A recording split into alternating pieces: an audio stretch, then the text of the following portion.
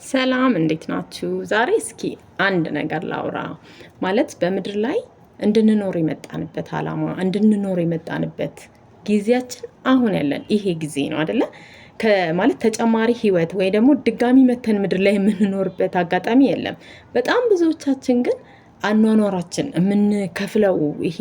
የምንከፍለው ዋጋ በቃ እየኖርን ያለንበትን ሁኔታ ምናምን እንደ ቆም ብለን ስናይ ልክ በቃ ይሄኛው ለጊዜው ኖረን ከዛ ከሆነ ጊዜ በኋላ እንደገና መተን ሌላ አዲስ ህይወት ሌላ አዲስ በምድር ላይ የምንኖርበት እድሜ የሚጨመርልን ወይም ደግሞ የሚሰጠን ሁለተኛ ፓርቲ ያለን ነው የሚመስለው።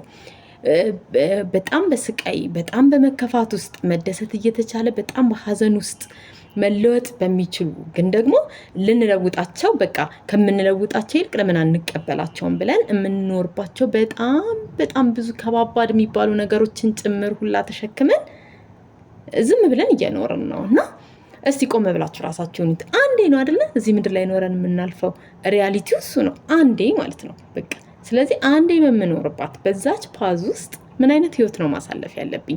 ለምንድነው ይህን ሁሉ ዋጋ እየከፈልኩ ያለሁት? ለምንድነው መሳቅ እየቻልኩ እያዘንኩ ያለሁት?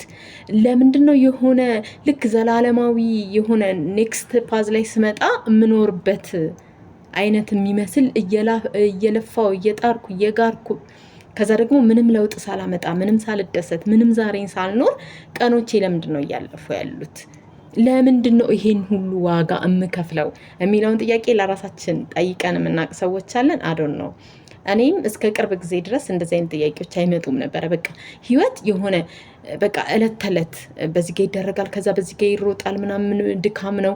ከዛ በለፋኑ ልክ መደሰት የለም፣ በለፋኑ ልክ መመስገን የለም፣ በለፋኑ ልክ የምናገኘው የሆነ በቃ ይሄን ስላደረግኩ እኮ ይሄን አረግኩ የምንለው ነገር የለም። እና ሁል ጊዜ መልፋት ብቻ መድከም ብቻ። ከዛ ደግሞ አንዳንድ የምንሸከማቸው ቻሌንጆች አሉ። በጣም በፈተና ውስጥ እናልፋለን።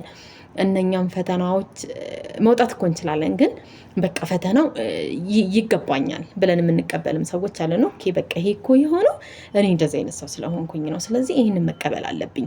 በቃ እኮ ይህንን ህይወት እኮ ብቶ ሌላ ህይወት ላይ ኖር ይችላል፣ ስለዚህ አሁንም እዚህኛው ፈተና ውስጥ መቆየት አለብኝ እያለን ልክ በቃ እንዳልኳችሁ የሆነ ከፈተናው በኋላ ይህን ሁሉ መከራ ከተቀበልን በኋላ ሌላ የምንኖረው አዲስ ህይወት ያለ ይመስል፣ ግን የኛ ህይወት ይሄው ነው። አንዴ ነው የምንኖረው በምድር ላይ። ስለዚህ እየደከምን ነው የምንሄደው። ፈተናዎች በበዙ ቁጥር እየቆሰልን እየደማን ነው የምንሄደው።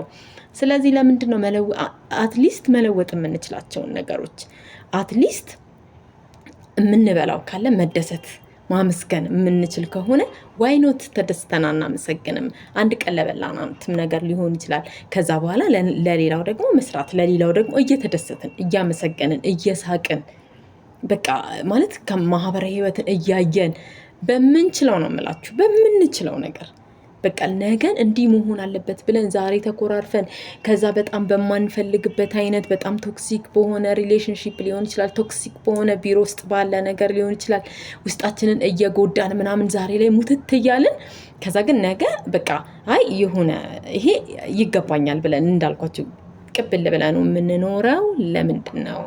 ሌላ ህይወት አለን ወይ? ይሄ ህይወት አንድ እስከሆነ ድረስ ለምንድን ነው በምንችለው መጠን ሁሉ ዋጋ መክፈል ካለብን ዋጋ ከፍለን ይሄንን ህይወት ማናስተካክለው? ነፃ መውጣት ካሉብን ጉዳዮች ነፃ መውጣት፣ እያለቀስን የምንኖርበት አጀንዳ ካለ እያዘንን እየተገፋን እየተሰደብን የምንኖርበት አይነት ነገር ካለ ከዛ ነገር መውጣት። ለምንድን ነው? መቼ ልንኖር ነው? ኦኬ እሺ ዛሬ እየተሰደብኩ ነው፣ እሺ ዛሬ እየተዋረድኩ ነው፣ አክሰፕተብል ተቀበልኩት። እሺ ዛሬ ምንም የለኝም፣ ስለዚህ እየተገፋው እየተዋረድኩ ነው ምናምን። ያ ነገር አይጎዳኝም ወይ? ይጎዳል። መዋረድ ይጎዳል፣ መሰደብ ይጎዳል፣ ወደ ትንሽነት መታየት ይጎዳል። ስለዚህ ማለት ነው እንደዚህ ያልኩኝ ለስንት ዓመት ነው መቀጠለው? ከዛስ መቼ ነው እኔ የምኖረው? የኔስ ህይወት ማለት የኛስ ህይወት እራሳችን የምንኖረው ህይወት። ኦኬ ደሃ ነኝ በቃ እንትን የለኝም እኮ ምንም የለኝም ከአምኖ ምንም ነገር ዘንድሮ የሚሻል ነገር ህይወታችን ውስጥ ሳይኖር አንዲትም የተሻለች ነገር ከሌለች መቼ ነው ታዲያሽ የተሻለ ነገር የሚኖረው? አምናም በተመሳሳይ መንገድ በተመሳሳይ ሁኔታ ውስጥ አሳልፋችሁ ዘንድሮም ተመሳሳይ ነገር ሲሆን ህይወታችን ውስጥ እንዴ ነው ለምንድነው ይሄ ነገር የሚደጋገመው ብለን እኮ ጥያቄ ማንሳትም ያስፈልጋል አይደል አንዳንዴ።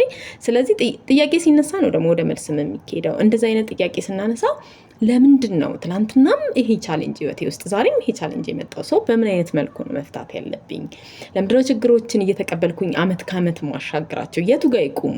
እሺ የቱ ጋር ሊቆሙ ነው? እናንተ ካልወሰናችሁ፣ እናንተ ቁጭ ብላችሁ እንዴ ምን አይነት ህይወት ነው እየኖርኩ ያለሁት? ላለፉት 5 ዓመታት ይህንን ህይወት ነው የኖርኩት፣ ስለዚህ አሁንም ነገም ሊቀጥል ነው ብለን እኛ ራሳችን አስበን የሆነ ቦታ ላይ ማስቆም ካልቻለን፣ እስኪ ቴልሚ መቼ ነው የምታስቆሙትና ህይወት የሚባለውን ነገር የምትኖሩት? በቃ ሁሌ ይሄ ነው ህይወት ማለት የምትፈልጉትን ነገ እኮ እንዲህ ሊሆን ይችላለሁ፣ ይሄ እኮ ያልፋል፣ ይሄ እኮ እንደዚህ እየተባለ ብቻ በድሪም ብቻ ቁጭ ብለን በህልም ብቻ ነው የምንኖረው? መቼ ነው መንቀሳቀስ የምንጀምረው? መቼ ነው ያንን ነገር ለመለወጥ አንድ እርምጃ መራመድ የምንጀምረው? መቼ? በጣም ብዙ ሰው ይሄንን ጥያቄ ለራሱ መጠየቅ አለበት ብዬ አምናለሁ። ምክንያቱም ልክ ይሄንን ጥያቄ መጠየቅ ስትጀምሩ እመኑኝ፣ እኔ በራሴ ላይ የሰራልኝም ነገር ስላለ ነው ይሄንን የምነግራችሁ።